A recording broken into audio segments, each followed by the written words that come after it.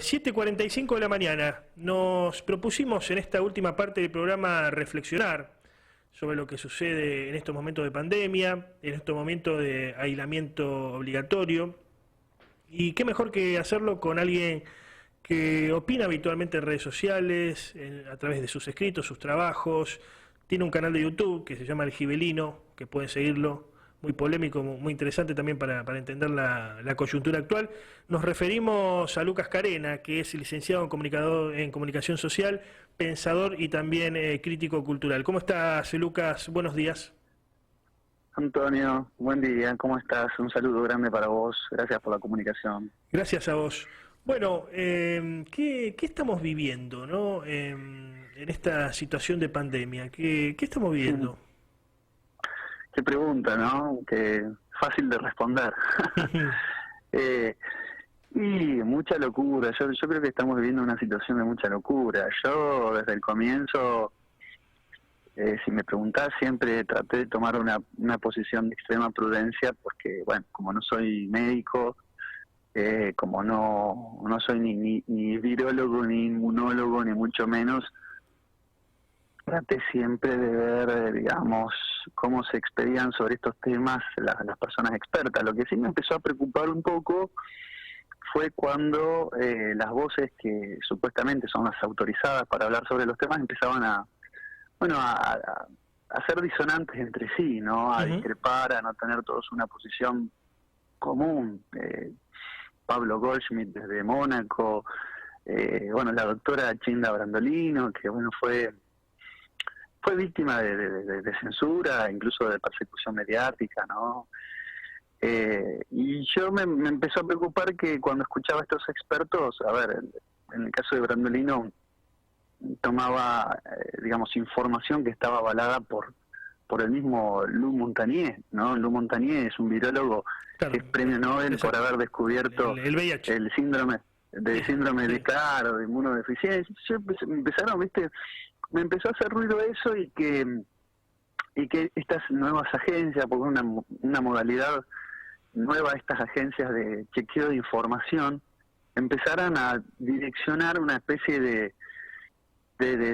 línea editorial autorizada, ¿no? Y se empezara a perseguir no ya a un trasnochado que tuitea o que escribe en las redes sociales, sino a médicos, voces autorizadas que pensaban en, digamos, en discrepancia con la OMS. Eso me empezó a llamar la atención. Vos buscás hoy, buscás en Google Rashid Buttar y te dice médico, osteópata, teórico de la conspiración. Estamos todos locos. ¿Dónde se estudia eso, no? La conspiración. Claro, teórico de la conspiración. O sea, ya Internet hoy te está diciendo quién es serio, quién es no. A ver, si vos crees que un médico no es serio, sacale la matrícula. Claro. O sea, demostrá a través de la ciencia que lo que está diciendo atenta contra la salud y lo retirá la matrícula.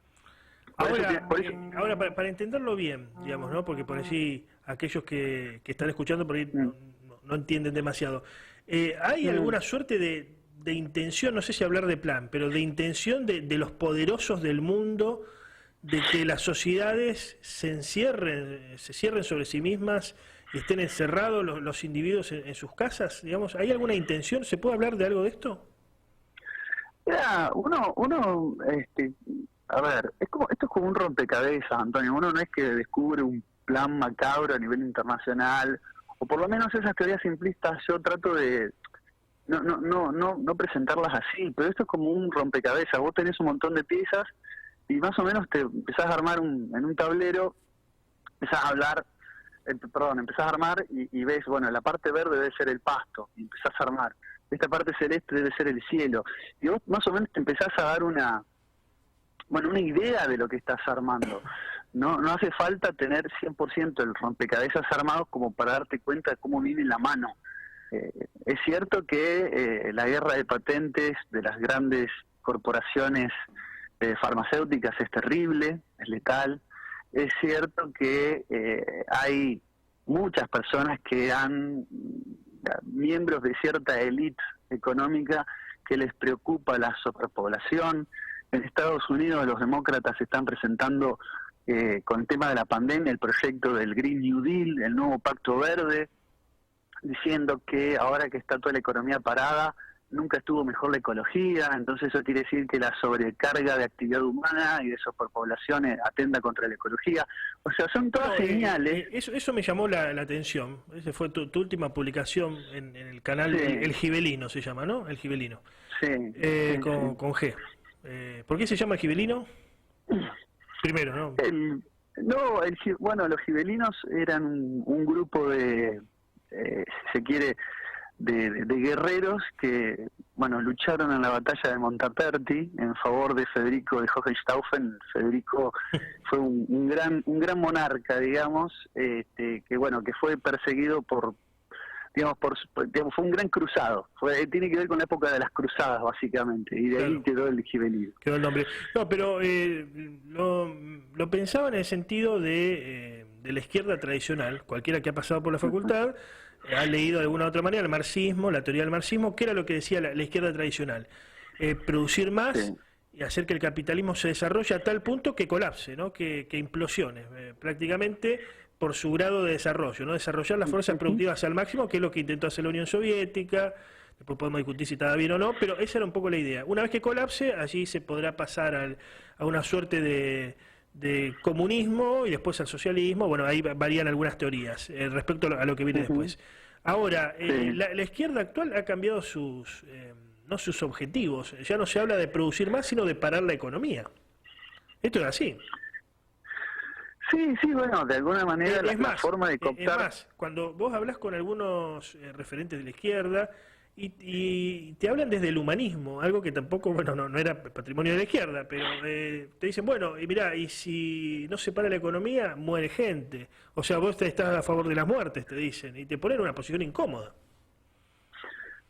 Sí, la forma, Antonio, de captar a la izquierda es dándole nuevas metas revolucionarias, nuevos objetivos de transformación, nuevas utopías movilizadoras, sobre todo cala en gente joven, y bueno, es la forma en que este sistema pone a la izquierda creyendo que está llevando una lucha transgresora y rebelde respecto de algún tema particular, pero en realidad los alinea y los funcionaliza, los transforma, voy a hablar mal y pronto, en idiotas útiles. Y es verdad sí que la izquierda ha hecho estas transformaciones después de la caída del muro, ¿no? Después de la crisis a nivel internacional del marxismo clásico, si se quiere. Se ha revestido de una nueva New Left que atiende a nuevos actores políticos, a distintas minorías, o sea, esa relación antagónica entre opresores y oprimidos, que fue clásica de los obreros y los proletarios, pasa a otros campos, a mayorías y minorías, pueblos originarios, comunidades LGBT, y que si vos te pones a analizar con esas comunidades, el marxismo clásico fue muy cruel, fue muy... el marxismo clásico con estas comunidades que ahora intenta defender y demás, o se trata de banderar, digamos. Sí, hablando en términos guevaristas, no tenían que ver con el hombre nuevo que proponía... No. El hombre nuevo era el hombre nuevo era alguien blanco, caucásico, no homosexual. No. El Ernesto Guevara de la Serna lo primero que hace es poner en la península de Guanacavive, es un campo de concentración, para reconvertir a los homosexuales, bajo el grito de la revolución no necesita peluqueros. Y hoy vos ves en las marchas del orgullo gay mucha gente con la remera y la pancarta de Che Guevara. Entonces son como choques bastante fuertes, ¿no? Pero bueno, eso en lo que hace a la izquierda, o sea, volviendo a la cuestión de la élite, que es la que funcionaliza el titiritero de todo esto. Yo creo que sí, yo creo que hay intereses en vender ciertas soluciones a toda esta situación de pandemia que seguramente vayan a venir, y acompañadas de campañas compulsivas de vacunación o ciertas cuestiones que van a hacer que después de la pandemia nada sea igual. Hay muchas voces, como el mismo Henry Kissinger, que dijo que esta pandemia ya había demostrado la incapacidad de los países para protegerse. Cuando la OMS hizo todo mal, Vos fíjate que una de estas palabras, organizaciones de chequeo, Colombia Check, también trató de falso el tema del tapaboca y demás, citando una conferencia del 3 de abril de la OMS. La OMS que Trump le sacó financiamiento, que no anticipó en ningún momento que esto iba a pasar, que declaró la pandemia fuera de término, ¿no? Cuando los mismos médicos de la OMS recomendaban lo contrario, como el mismo Michael Ryan, que es director del programa de emergencia de la OMS. Fíjate que muchos de los expertos en su momento declararon cosas contradictorias. Ahora en una nueva conferencia de prensa del día de ayer, te estoy hablando, hace muy poquito, dicen que los pacientes asintomáticos no contagian el virus. Qué bárbaro. Entonces ahora parece que te están tomando el pelo, Antonio. Claro. Ahora resulta que todos los asintomáticos que decían no contagian el virus, según la OMS hizo todo mal. ¿Por qué yo le tengo que creer? Y ahora, los únicos datos válidos son los que maneja la OMS, que son los de la Universidad Johns Hopkins. Es como si yo te dijera, Antonio, mira, vos el único médico que podés creerle es este. No, pero yo tengo mi médico, hace años que tengo mi profesional, que tengo confianza, me parece un tipo que sabe. No, tenés que cambiar. No hay posibilidad. No hay posibilidad de disenso o de otra mirada diferente. Pero estamos hablando de disenso, Antonio, dentro de la comunidad científica. Claro. Dentro de la comunidad científica, no estoy hablando del disenso, insisto, de un tuitero trasnochado que se pasó de copa o que, no sé, tiene ganas de molestar. Ahora, la iglesia es parte de esto o no? Porque, bueno, la iglesia sabemos que tiene jugadores y operadores en todas las ideologías, esto no es nuevo, entiende el poder, es del poder la iglesia católica, me refiero principalmente. Ahora, cuando uno habla con referentes eclesiásticos, no te lo dicen públicamente, pero sí sottovoce te dice, y bueno, viene un nuevo orden en el mundo, es verdad, pero ¿por qué no ser parte de él? Te lo plantean de esta manera, porque si lo anterior fue malo, o sea, lo anterior fue el neoliberalismo, fue la exclusión, también lo plantean de ese modo, ¿por qué no apostar a algo nuevo? O sea, da la impresión como que la iglesia estaría dentro de esta suerte de pacto global para, no sé si la conservación del planeta, como lo queramos poner, o que siga funcionando la rueda, con cierta inclusión. Por otra parte, como se habla de salario universal, se está hablando de diferentes cuestiones. ¿Está la iglesia dentro de esto? A ver, sí, la arquilatría vaticana, lo que es la estructura del Vaticano, la iglesia como institución, no me refiero a la feligresía, a la comunidad de los fieles. La institución de la iglesia ya después de la Segunda Guerra Mundial sufrió un montón de presiones para ir doblegando su voluntad y abandonando, digamos, determinadas cuestiones de la tradición en favor del modernismo. El ayornamiento de la iglesia fue brutal, ¿no? Y se consuma con el concilio, ¿no? Con el Concilio Ecuménico Vaticano II. Es decir, le doblaron el brazo hace tiempo a la institución de la iglesia como tal, lo digo con todo respeto, ¿no? De una institución más de 2 veces milenaria y que ha sobrevivido a todos los cambios de época y a monarcas sádicos, insensatos y hay un montón de... Digamos, es una institución a la que tengo que hablar siempre con cierto respeto porque ha sabido en su magisterio adaptarse a las situaciones, no lo digo, digamos, con una crítica desmesurada y respetuosa. Sí creo que el ayornamiento, el acomodamiento de la iglesia a la modernidad se logró inmediatamente después de la Segunda Guerra Mundial. Incluso había sectores de Villa Alta que planteaban bombardear el Vaticano y exterminar la iglesia, ¿viste? Por lo menos sucede en Roma. Y bueno, y eso no se hizo y se fueron acomodando los actores para seguir adelante. Yo creo que hoy la iglesia, ya te digo, para mi disgusto, debería clamar por una nueva hora de los pueblos. Debería, el tronar de la voz de la iglesia debería sentirse por una vuelta a los soberanismos, como se aparece en la iglesia ortodoxa rusa. Claro. Y la pluma de Alexander Dugin.